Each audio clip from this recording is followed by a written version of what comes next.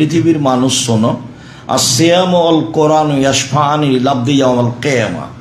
কোরআন এবং সিয়াম বিচারের মাঠে মানুষের পক্ষে কথা বলবে। সিয়াম এবং কোরআন বিচারের মাঠে মানুষের পক্ষে কথা বলবে। কয়েকটা জিনিস বিচারের মাঠে আপনার পক্ষে কথা বলবে, তার একটা হলো আঙ্গুল। যদি আঙ্গুলে তাসবিহ গণনা করা হয়, তাসবিহ দানায় তাসবিহ গণনা করার কোনো প্রমাণ নেই। যারা খেজুরের বীজ গণনা করছিলেন রাসূলের সামনে এক মহিলা, ওটা দিয়ে তাসবিহ প্রমাণ করতে চেয়েছে, হাদিসটি জাল বা নিতান্তই জৈব, সেটা দলিল হিসাবে পেশ করা যাবে না। রাসূল সাল্লাল্লাহু আলাইহি ওয়াসাল্লাম ডান হাতের আঙ্গুলে তাসবিহ গণনা করতেন।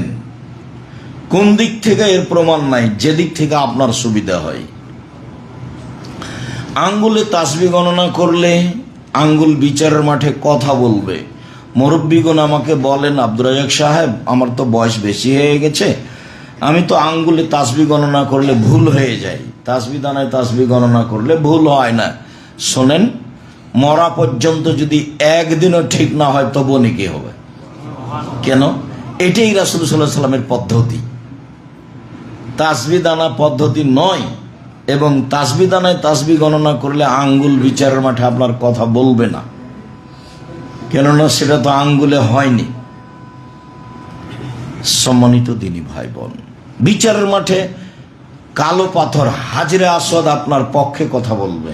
যদি টাকা বৈধ হয় হজের, তাহলে যদি হজের টাকা বৈধ হয় তাহলে আপনার কালো পাথর বিচারের মাঠে কথা বলবে।